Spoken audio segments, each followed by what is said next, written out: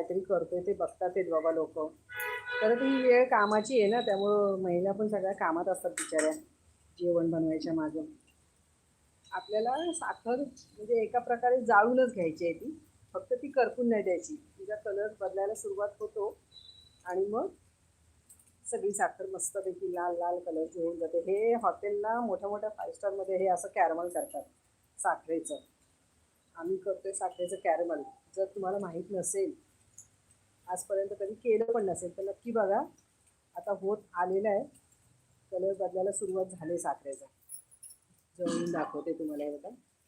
हे रुंद तळाचं भांडं घ्यायचं आणि त्याच्यामध्ये ही अशी साखर टाकून घ्यायची. त्याच्यात काहीही घातलेलं नाही आहे, फक्त साखर. आणि झाला ना कलर चेंज व्हायची सुरुवात. खालून कलर सुटायला बदलायला लागला की ते आपोआप बदलतो, हलवायचं नाही तोपर्यंत.